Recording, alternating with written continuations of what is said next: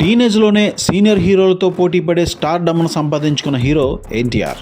ఆది, సింహాద్రి తర్వాత సౌత్లో అత్యధిక పారితోషికం అందుకున్న హీరోలో ఎన్టీఆర్ ఒకడు. అయితే సింహాద్రి తర్వాత వచ్చిన క్రేజ్ని, ఫ్యాన్ ఫాలోయింగ్ని హ్యాండిల్ చేయలేక స్క్రిప్ట్ సెలక్షన్లో తప్పులు చేసి వరుస ఫెయిల్యూర్స్ని ఎదుర్కొన్నాడు ఎన్టీఆర్. సింహాద్రి ఇచ్చిన రాజమౌళి మళ్ళీ యమదొంగ ఇచ్చేదాకా మధ్యలో తన రేంజ్ సక్సెస్ ఒక్కటి అందుకోలేకపోయాడు.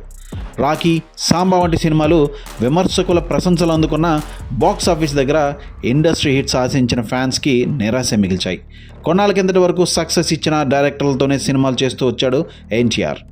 కిక్ ఇచ్చిన సురేందర్ రెడ్డితో ఊసరవెల్లి, సింహ ఇచ్చిన బోయపాటి శ్రీనుతో దమ్ము, దూకుడు ఇచ్చిన శ్రీను వైట్లతో బాద్షా, గబ్బర్ సింగ్ ఇచ్చిన హరీష్ శంకర్తో రామయ్య వస్తావయ్య, కందిరేగా ఇచ్చిన సంతోష్ శ్రీనివాస్తో రభస సినిమాలు తీశాడు ఎన్టీఆర్. అయితే ఇందులో బాద్షా కాస్త బెటర్ పర్ఫార్మెన్స్ ఇచ్చిన మిగిలినవన్నీ బాక్స్ ఆఫీస్ దగ్గర ఫెయిలియర్స్గానే మిగిలాయి.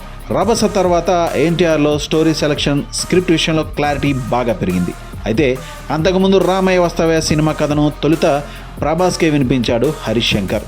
అయితే ఫస్ట్ హాఫ్ కాస్త పర్వాలేదనిపించిన సెకండ్ హాఫ్లో కథ పట్టాలు తప్పిందని గ్రహించిన ప్రభాస్ హరీష్ శంకర్కి నో చెప్పేశాడట. ప్రభాస్ రిజెక్ట్ చేసిన అదే కథతో ఎన్టీఆర్ని కలిసి ఇంటర్వెల్ బ్యాంగ్లో ఇచ్చే ట్విస్ట్తో పోక్రీ రికార్డులు లేచిపోతాయని నమ్మించాడు హరీష్ శంకర్. అప్పటికీ హిట్ ఇచ్చిన డైరెక్టర్లను నమ్ముతూ వచ్చిన తారక్ హరీష్ శంకర్ చెప్పిన కథకు ఓకే చేశాడు. తారక్తో ఉన్న స్నేహం కారణంగా ప్రభాస్ తనకి ఫోన్ చేసి రామయ్య వస్తావయ్య స్క్రిప్ట్ వర్కౌట్ కాదని చెప్పాడట. అయితే గబ్బర్ సింగ్ తెగ నచ్చేయడంతో హరీష్ ఏదో మ్యాజిక్ చేసి మేనేజ్ చేస్తాడని నమ్మాడట తారక్. తీరా చూస్తే బాద్షా వంటి సక్సెస్ తర్వాత కాస్త ఊపిరి పీల్చుకున్న ఎన్టీఆర్కి రామయ్య వస్తావయ్య పెద్ద షాకే ఇచ్చింది.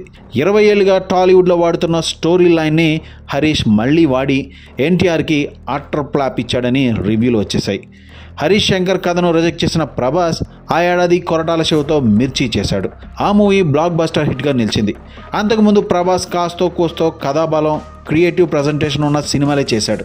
అయితే బాహుబలి తర్వాత ప్రభాస్ స్టోరీ సెలక్షన్ కూడా దెబ్బతింది. సాహో స్క్రిప్ట్, స్టైలిష్ టేకింగ్ పరంగా బాగున్న రాధేశ్యామ్, ఆదిపురి సినిమాల స్క్రిప్ట్ అయితే మరీ ఫేలవంగా ఉన్నాయి. 5 కోట్లతో తీయాల్సిన రాధేశ్యామ్ మూవీకి 350 కోట్లు ఖర్చు అవుతుందంటే ప్రభాస్ ఎలా నమ్మాడు? రామాయణాన్ని చెడగొట్టి ఓం రౌత్ పెంట చేస్తుంటే ఎలా చూస్తూ ఉన్నాడనే ట్రోల్స్ సోషల్ మీడియాలో తెగ వినిపించాయి.